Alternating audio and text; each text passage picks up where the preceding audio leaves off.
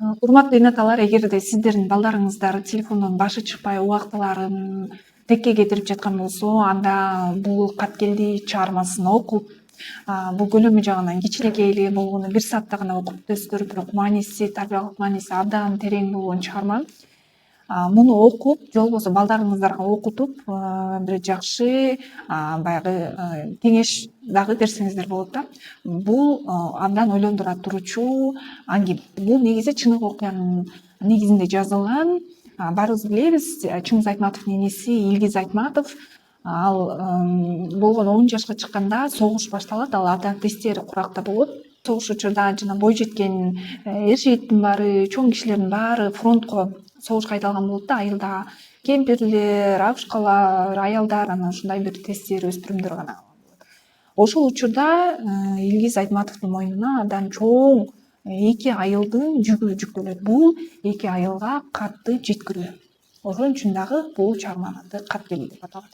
Ал пошточунун ролун аткарат. Өз болуну 10 жашта 2 айылга, ал кезде унаа да жок, ат да жок, эшек да жок, жөө 2 айылга өзү ташыйт катты. Орто жолдон Таластын чоң дарыясын жөө кечип өтүшпөт. Элестетиңиздер, 10 жаштагы бала дарыяга агып кетпей, ошол жерден жөө өтүп барып келип турат.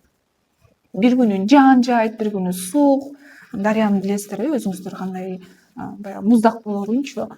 Канчалык кыйын болсо дагы ошол миссиянын жоопкерчилигин аябай сезип, элге ушу катты жеткириш керек экен. Ошол кезде баягы балдарынан, согуштагы жоокерлерден аман-эсен экенин кабар берген катты окуган эне-аталар ушундай бир эмоцияга батышат да, кубанышат. Ошол нерсе Илгиз Айтматовго аябай бир чоң мотивация берет да. Ошонун негизинде дагы ал канчалык кыйын болсо дагы сабактан кийин, ал мектепте да окуйт, сабактан кийин бул катташуу миссиясын токтотпойт. Күндөрдүн биринде айылда Акылай деген абдан бир жупунуп жашаган кемпир болот.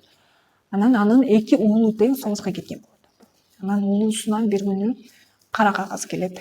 Ошол жерден айтып өтөйүн, кичинекей бала үчүн ошо бирөөнү өлдү деп кабар жеткириш абдан оор болгон да. Бул үчүн ал мен иштебейм, пошточу болуп иштебейм деп жумушун таштагысы келген күндөр болгон. Бирок ошол учурда анын апасы Нагима Айтматова аябай сооротуп, бул бирөөнүн өлүмүнө сен күнөөлүү эмессиң, ага согуш күнөөлүү деп кайрадан анын жумушун улантууга мындай бир дем берип келген. Ошентип жүргөн күндөрү анын экинчи баласы дагы өлдү деп кат келет. Биринчи баласынын өлүмүнөн аябай кайгырып жүдөп кеткен кемпирди көрүп жүргөн Илгиз экинчи баласынын өлдү деген кабарды мындай такыр угуза албай коет. Ал кара кагазды бербей жүрөт. Алгач ойлонот, эмне кылсам, кантип берем деп баягы 10 жаштагы тестербаланын ойлонгонун карабайсыздар. Эч кимге айтпайт ал кара кагаз жөнүндө. Анан өзүнүн үйүнө катып коет. Кат коет да, чечет. Болду, мен бул катты, кара кагазды бербейм дейт. Себеби ал ичинен жүрөгүнөн ошол карыган кемпирди аяган болот. Кемпир болсо баласына кат күтүп жүрө берет. Кат келбейт. Улам Илгизди көргөн сайын сурайт, баламдан кат жокпу деп. Кайра баласына кат жазып коет, бирок жооп келбейт. Илгиз Айтматов болсо баягы кара кагаз жөнүндө такыр унчукпайт. Бирок улам сайын ойлонуп турат да, мен азыр айтып койсомбу, кийин кеч болуп калбайбы деп. Бир күнү чечет, апаны зарыктырбай, баягы уулунун атынан өзү кат жазып коюуну чечет.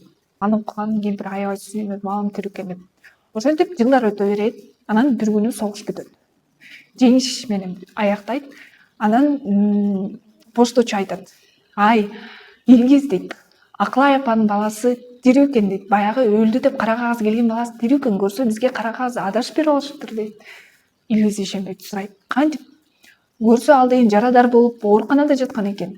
Ал эс учун билбей калыптыр. Ошон үчүн анын дайын дарегин билбей эле бизге адашып башка бирөөнүн атын жөнөтүп кара кагаз жиберип алыптыр. Ал тирүү экен" дейт. Ошондо Илгиздин сүйүнгөн айтпагы. Мына карасаңар, 10 жаштагы баланын ниети таза, тилеги кандай жашоодо ишке ашып жатканын. Бул китепте бир гана бул окуя жөнүндө эмес, башка да тарбиялык маанилер бар. 10 жаштагы Илгиз бул пошточулук жумушту таштабаган себеби ал эки карындашын дагы ойлойт. Себеби бул кызмат үчүн бир аз акы алчу. Анан ал мен карындаштарымды багышым керек деп өзүнүн агалык милдетин түшүнүп эрте ушу кандай кыйын болгонуна карабай катты ташып баратканда ал токойдон да өтөт да, дарыядан кийин токойдон өтөт. Токойдо качкындар көп болот, жанагы согуштан качып жүргөндөр. Бир күнү аны кармоодо токойчун тартып коюшат. Кошууга карабай ал эр жүрөктүүлүк менен бул миссиясын уланта берет. Анын баягы тырышчаактыгы, окууга өткөнү, үй бүлөдөгү тарбиясы тууралуу абдан жакшы жазылып берилген. Муну окуса болгону бир гана саат убакыт кетет. Шаардагы китеп дүкөндөрдөн издеп көрүңүздөр.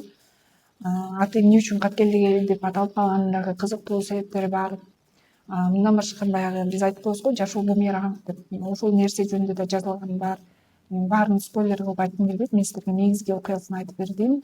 Мындан башка дагы окуялар бар, кызыктуу.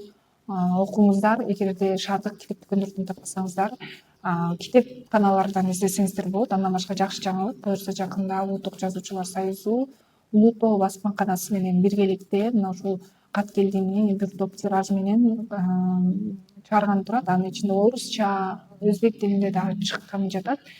Биздин баракчаны акмал туруңуздар, биз бул тууралуу сиздерге сөзсүз түрдө кабар беребиз.